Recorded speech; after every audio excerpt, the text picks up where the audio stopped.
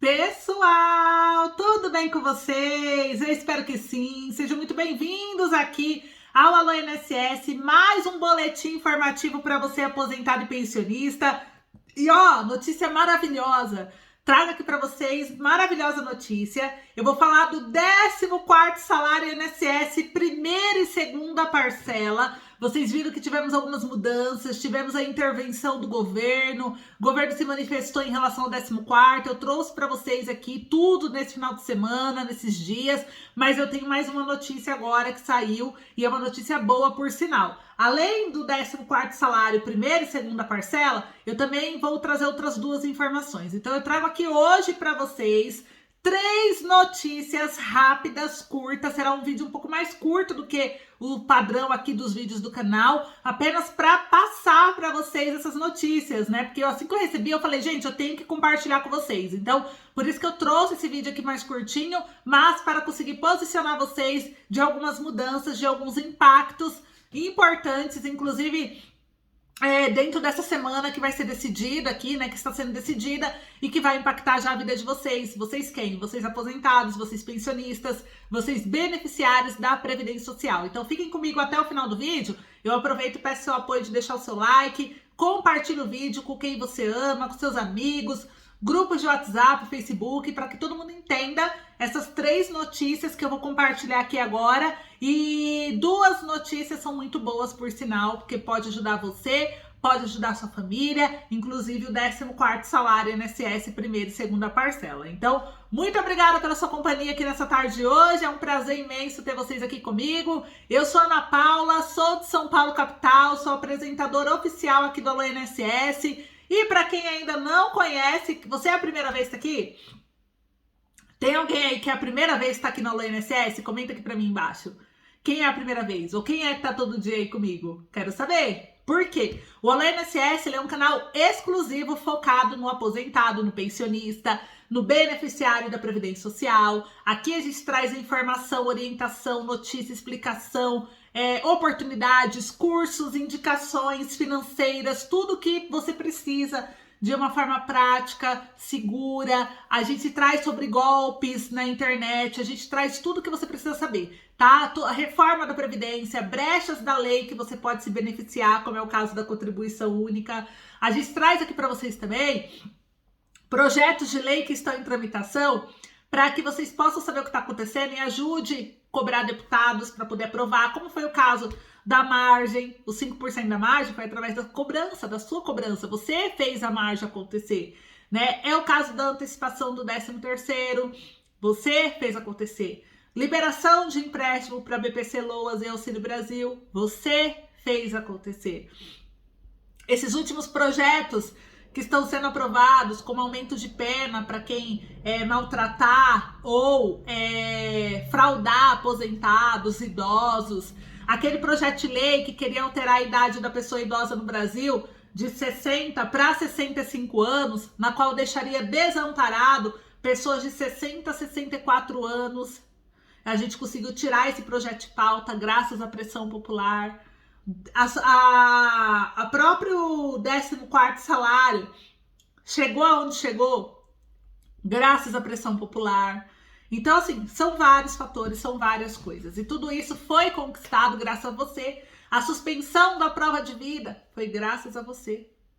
Reposição do orçamento da Previdência Social, que o governo tinha tirado 1 bilhão, agora já está lá repondo, graças a você. Então, é essa pressão que a gente faz. Então, a gente vê o que está acontecendo, traz para você, aí a gente cria um movimento, cobra o governo e vai dando certo. A gente vai equilibrando aí, transformando o Brasil em um país mais equilibrado, mais justo, mais respeitoso ao público idoso. E também as pessoas com deficiência, é claro, né? Então, bem-vindos à sua rede de apoio. Aqui você não está sozinho. E é um prazer estar apresentando o vídeo para vocês. Bora lá então? Deixa o like, compartilha, se inscreve, vamos lá. Primeiro eu tenho um comunicado, eu falei que são 3 notícias. Primeira notícia, comunicado sobre o salário mínimo, tá, pessoal? País do salário mínimo. Chega a 38% a parcela dos trabalhadores que ganham o piso. Pessoal, olha só, e entre os aposentados já são 60% que ganha um salário mínimo. E o salário mínimo, ele não é piso. Ele pode, no máximo, ser subterrâneo. Olha só, quem disse é o Elcio Silva. O Elcio Silva disse que o salário mínimo não é piso. Ele é, no máximo, subterrâneo, porque é muito baixo. Olha só. Outro inscrito falou assim: queria ver os políticos ganhar salário mínimo. Se alguém ia se candidatar para poder fazer o Brasil melhor, como eles falam, né? Não, eu me candidato porque eu quero um Brasil melhor, eu quero ser seu deputado, seu presidente, porque eu quero um país melhor. Só que se fosse o salário mínimo, o salário deles, será que eles iam se candidatar? Eles iam ter a mesma motivação? E aí tem uns que falam que tá bem desproporcional essa conta, porque o que mais eles veem é pessoas que recebem só um salário mínimo. Então parece que o número é maior. Então várias pessoas aqui comentando. Por quê? Saiu uma matéria no jornal agora esse final de semana e gerou uma repercussão na internet. Por isso que eu li alguns comentários aqui para vocês, né? A falta de experiência, a pouca idade ou a idade avançada, né, também faz com que muita gente fique o ano inteiro procurando emprego e não encontra. Falta de escolaridade é um dos fatores também. Inclusive tem uma menina aqui que chama Beatriz Pinheiro, ela tem 20 anos, ela falou que ficou mais de um ano procurando emprego, quando ela saiu de um programa de jovem aprendiz, ao terminar o ensino médio. E aí ela é moradora de Planaltina, cidade satélite de Brasília. Ela demorou, mas conseguiu trabalho em 2020 como operadora de caixa em um supermercado. O pagamento dela, um salário mínimo. Hoje, continua recebendo salário mínimo, 1.212, que recebe por mês. É para bancar as contas da casa, que ela divide com o namorado. As maiores despesas dela são as fixas. Ela falou que é o aluguel, é o mais caro, a água, a luz e o supermercado. E ela falou que não tem como deixar de pagar isso, né? E ela falou que o salário dela rende cada vez menos. E ela, trabalhando em um supermercado, ela sente a pressão dos preços diariamente. Ela falou, olha, um dia você repara um produto que custa R$10, mas na semana seguinte ele tá 20 ou 25. Tem mês que o salário dá para bancar tudo, mas tem meses que eu preciso recorrer para o cartão de crédito. E casos como o de Beatriz não são casos isolados, isso é o que mais preocupa. Esses casos no Brasil é cada vez mais o piso do salário mínimo. O total de profissionais brasileiros que ganha até o piso era de 27,6% no último trimestre de 2015. Foi de 30,9% no mesmo período em 2018, no fim do governo Temer. Agora em 2022, no primeiro trimestre, considerando os efeitos de sazonalidade no mercado, quantidade de trabalhadores formais e informais, quem recebia até um salário mínimo chegou a 38,22% do total de força ocupada. E esse foi um levantamento feito pelo economista Lucas Assis, de Tendências Consultoria, a pedido do Globo. Então, vocês viram a situação do país? Vocês viram o quanto é importante a gente lutar? Porque eles mantiveram, eles quem? O governo, Congresso em peso, votou a medida provisória 1.091 do salário mínimo, mantendo R$1.212. E agora, o que eles querem fazer? Eles viram que as pessoas ganham um salário mínimo, aí vem para a segunda notícia. O líder do MDB no Senado propôs um auxílio de até R$300 para motoristas de aplicativo. É uma boa notícia, porque a gente está fazendo essa pressão do salário mínimo justamente para mover o Congresso. Ana, mas o salário mínimo já votou, a gente viu que não tem mais o que fazer. Engana-se. Pode não aumentar o salário mínimo esse ano, mas eles podem alterar a política de valorização do salário mínimo para o ano que vem. E outra, além de alterar a política de valorização, que aumenta com base em inflação mais PIB, eles também podem criar benefícios e programas de transferência de renda que ajude o trabalhador que ganha 1 ou 2 ou 3 salários mínimos. Então, tem muita coisa para se fazer. Ficar de braços cruzados não vai mudar a situação. É lutar, é cobrar, é exigir mudanças para essas pessoas que não aguentam mais passar por isso. E aí o líder do MDB começou a se mover no Senado. Ele propôs um auxílio de até R$300 para motoristas de aplicativos, pessoal. E os beneficiários do Auxílio Brasil, que são os beneficiários do antigo Bolsa Família, eles teriam prioridade de recebimento do Vale Combustível e o custo do programa seria de, no máximo, 3 bilhões de reais. O líder do MDB do Senado é o Eduardo Braga, para quem não conhece. Ele apresentou há pouco uma emenda do projeto de lei que estabelece um teto do ICMS para conceder um auxílio combustível a motoristas e motociclistas de aplicativos, taxistas, condutores ou pilotos de pequenas embarcações.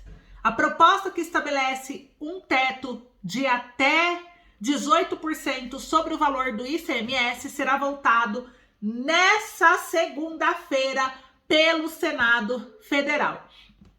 Pela emenda, o auxílio seria de R$ 300 para motorista de aplicativo e taxista e R$ 100 para motociclista. O auxílio é destinado aos trabalhadores com renda familiar mensal de até 3 salários mínimos. E os beneficiários do programa do Auxílio Brasil teriam prioridade de recebimento do Vale Combustível. O custo do programa é 3 bilhões de reais no máximo. E a proposta já foi defendida pelo presidente da Câmara, Arthur Lira, tem aval do governo federal, inclusive do Guedes, que é o ministro da Economia. O ministro da Economia falou que ok, autoriza aí, que não precisa exceder o teto de gastos, eles conseguem tirar esses 3 bilhões dentro do orçamento do país. Então vocês viram, provavelmente agora essa semana vai aí ter um desfecho, essa questão do auxílio combustível, aonde vai começar já a ajudar alguns trabalhadores, como motorista de aplicativo. O Rio de Janeiro trouxe uma matéria, esses dias eu trouxe aqui para vocês, que vários motoristas do Uber aplicativo, 99 aplicativo de corrida, devolveram os carros alugados, porque o aumento do combustível foi tão alto que a pessoa não tem nem mais como trabalhar, as pessoas estão passando fome. Por isso que o governo está aí brigando, tanto que uma alternativa que o Congresso também está fazendo é querer privatizar a Petrobras. Eles disseram que assim conseguem mudar políticas, enfim, negociar na privatização. E eu quero saber o que vocês acham sobre isso. Vocês são a favor da privatização da Petrobras, dos Correios? O que vocês acham da privatização? Você apoia ou não a privatização? Vai comentando aí para mim que eu quero saber. Enquanto vocês comentam, trouxe a segunda notícia. Agora a gente vai para a terceira notícia, tá? Tenho mais uma notícia aqui. E ainda vou falar aqui também para vocês sobre o 14º salário. O Denis Bezerra deixou um recado para todos vocês referente ao 14º salário.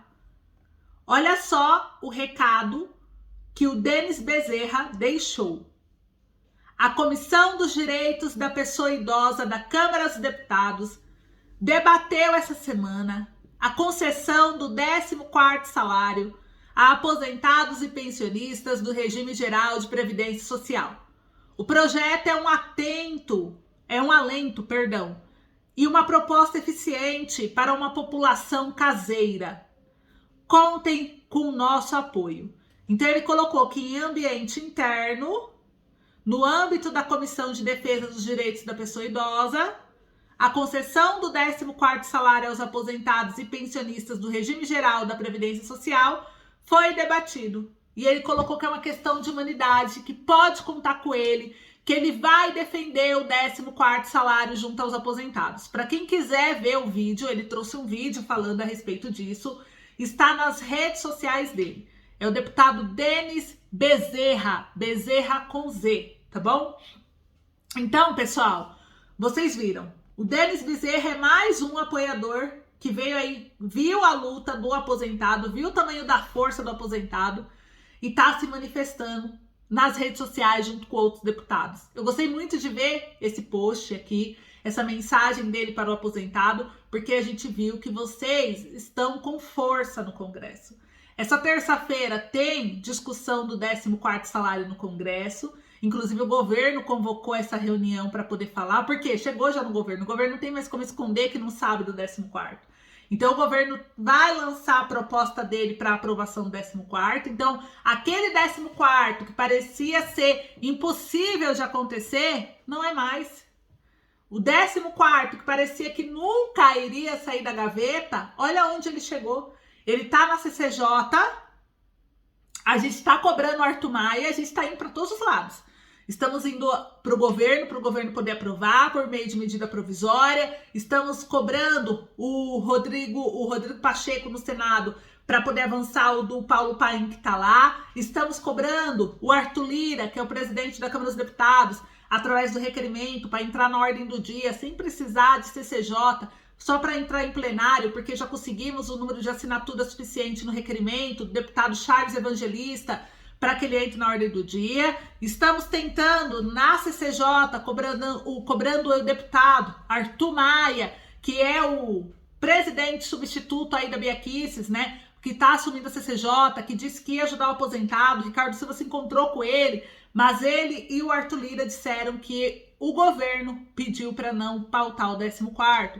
Então eles estão lá em uma briga interna em relação, porque o governo falou, olha, não tem como pagar o 14º assim, não avance o projeto, porque o governo não quer que caia no colo dele. Porque se a Câmara aprovar, o Senado aprova. Por quê? A Câmara é aliada, tem ali o aliado do Bolsonaro, que é o Arthur Lira. No Senado, o Rodrigo Pacheco é mais neutro. Ele não vai nem para um lado nem para o outro. Ele fica neutro. Tanto que o Bolsonaro se posicionou já em rede nacional falando mal do Rodrigo Pacheco. Porque o Rodrigo Pacheco não faz o que as vontades do presidente. Então ele já... Tanto que o Rodrigo Pacheco bloqueou as redes sociais, porque ao Bolsonaro criticar ele, porque ele não ficava só pautando o que o Bolsonaro queria, a rede bolsonarista começou a atacar ele. E aí ele teve que bloquear a rede social dele. Aí o que aconteceu? A gente não consegue falar com ele, com o Rodrigo Pacheco. Tanto que teve deputados que entraram com a imprensa, entrou com ação judicial, tentando fazer o STF forçar ele a abrir o Instagram dele para público, para que todo mundo conseguisse falar e ver o que ele posta, porque falou que ele é uma figura pública. Só que ele falou, o meu Instagram é pessoal, meu Instagram não é da Câmara dos Deputados. Quem quiser ver coisas da Câmara dos Deputados ou do Senado, vai no Instagram, nas redes sociais da Câmara e do Senado. Esse sim tem que ser aberto. O meu, eu sou uma pessoa física. Sou um cidadão civil.